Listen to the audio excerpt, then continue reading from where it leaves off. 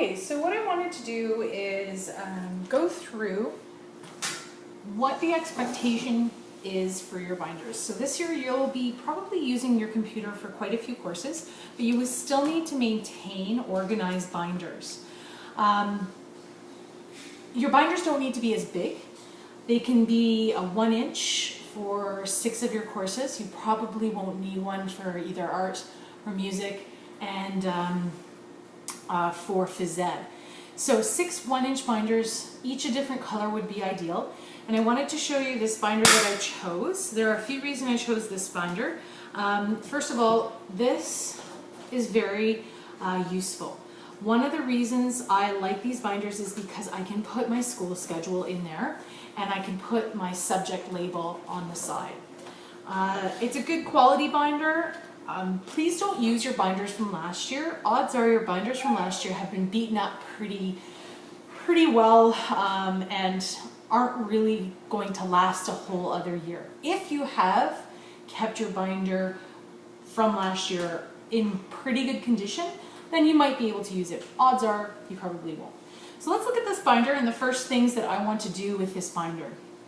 Once I have gotten my schedule, my school schedule from administration, you're going to need to photocopy it. You're going to need to photocopy your school schedule as many times as the number of binders you have. So if you have 6 binders, you're going to have to photocopy 6 of them. So what I want you to do is I want you to put your school schedule in here. A lot of people like to highlight the class that this binder is connected with throughout the whole schedule, etc. Again, it doesn't have to take you forever to do something like this. Simply stick the schedule in. And what I want you to do, the second thing I want you to do is label your spine. And the reason I want you to do that is because when you have your binder kind of standing up like this in your locker, you're going to be able to see the subject. And it's going to be easier for you to pull the binders from your locker. So those are the 2 of the first things I really want you to do. If you do not have this plastic piece, you should still tape a schedule to your binder. The problem with that is it's going to get grimy, it's going to get ripped.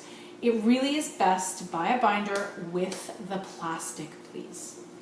Most binders do have these pockets inside, and they're great and they're also not so good. So there are advantages and disadvantages of these pockets.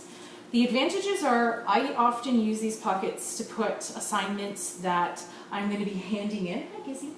I'm going to be handing in. I usually put them in this pocket as a reminder. Say, oh yeah, give that to the teacher. However, if you are the type of person where you're very kind of quick to leave class, or you know your teacher doesn't hole punch handouts and you don't ask for the hole puncher, and you start shoving paper into this pocket, you can become very disorganized very, very quickly. So what I would suggest is keep these pockets as empty as you possibly can. If you find that they're getting quite grimy, in terms of quite a few notes in them, take 5 minutes, hole punch the notes and file them properly. Remember, most of us know how to organize. The problem with organization for us usually is we can't find the time. But it doesn't take that long. It will take longer if you leave it over months at a time. So do it as you go. That's the key. And it's a habit you just have to get into. So this is the binder I chose. I'm just going to show you a different type of binder. This here is also a great binder, and it's different because the rings sit on the back cover rather than on the spine. This one's great because, again, I just closed the book. With something like this white one, what I have to do is I often have to lift my sheets of paper, move them over, and then close the book. So it's a little bit more labor intensive, this design or this engineering. So the things that need to go in your binder, now that you have your schedule and you have your label, not much needs to go into binder, believe it or not. There's a whole bunch of fun, cool things you can get at Staples or Walmart, but these are the essentials to keep you organized. Paring it down to the bare minimum. You need 2 page protectors, look a little bit like this, and the reason I want you to put these in your binder is because I want you to put your syllabus in them. The syllabus is one of the most important pieces of information you'll get in your courses. Why? Good question. Well, you have your whole course outlined on that syllabus, all the units with topics and exactly your expectations. Come exam time, going back to the syllabus is kind of like an outline of what's going to be on your exam, the major topics. I have, for example, my learning strategies outline here. We talk about knowing yourself as a learner, habits of a successful learner, so organization, etc. So 2 page protectors for your syllabus goes at the front of your binder. The next thing, okay? The next thing is going to be dividers. Well, how many do I get? This is why I ask you to put your syllabus the front of your binder. The number of dividers I get is based on the number of units that are indicated on the syllabus. So I have 7 units here. I will have my 7 dividers. Each divider is labeled. Now, I went through and actually labeled every single divider according to the title of the units. If you do not want to do that and you do not want to spend time doing that, not a problem. All you have to put is Unit 1, Unit 2, Unit 3, Unit 4, Unit 5, etc. You do not need to put the titles because your titles are here and you're not going to lose this sheet. So now that you have your course information, the dividers that kind of help you categorize that information, you're going to include in your binder paper. Now, the amount of paper, you do not need to have huge stacks of paper in your binder. Keep an eye on the paper, see how much or how little you have as you go through each week, each month, and recognize that you can always replenish. Piling down or weighing down your binders with lots of paper, it's actually not very good for your back, particularly if you travel back and forth to and from school with your binders. What kind of paper to get? Okay, I want to show you this. This is very cheap, very thin paper. I buy it because it is cheap, but I do not recommend it, particularly if you are rough with your binder. If you know you're going to be throwing your binder all over the place and you tend to be like rushing to lunch and just throwing it in your locker, which again I don't recommend, this paper is useless. I didn't even use much force and already it ripped. A lot of people are like, well, I can save on the paper and then just buy reinforcements. You know those little circle things that you put on each of the holes? Don't bother. They are time consuming to put on and most times people just don't even use them. What I would recommend is I would recommend the paper that is reinforced along the holes or thicker paper.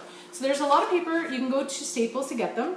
They look like they almost have like tape along the margin here.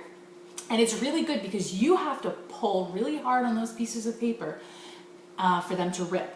So that would be best in your binder. And because you're using your computer this year, you won't use as much paper as you have in the past. So that's a really good thing. Spend a little bit more on the paper because you don't need as much paper this year.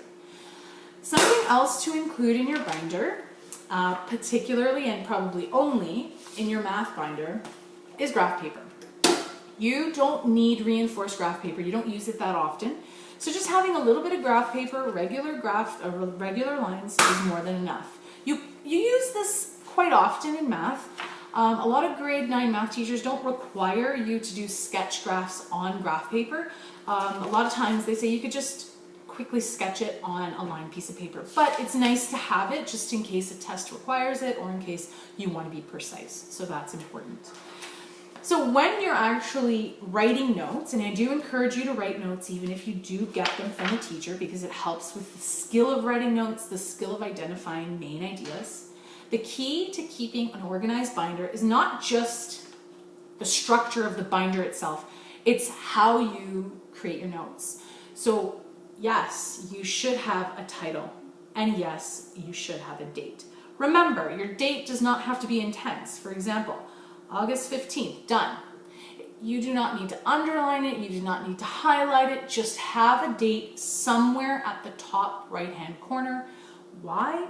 Well, odds are at some point this year your binder might fall, all your notes might come out of it.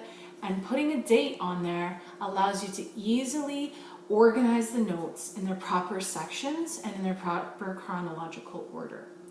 That's very important. Now, how do you keep a binder organized? Well, when the bell rings, don't do this, and I'm gone. What I want you to do when the bell rings is I want you to, let's say you've taken a note and you were writing like this and you were taking a note. When the bell rings, open it up, find the unit you were in, open the tab, place the note in, close it, lift, and close. It literally took me to do that 5 seconds. If you do this every single time, after every single class, your binder remains organized. Okay? That is how to organize a binder. It's very simple. What goes into a good binder? Schedule in the front cover, subject label, 2 sheet protectors with the syllabus, your unit dividers labeled, paper, and graph paper. That's it. You can add other fun and fancy things, but this is the basics. This is easy organization. And remember, organization takes 5 to 10 seconds after every single class, rather than spending 2 hours at the end of every month. Okay? Thank you very much for listening.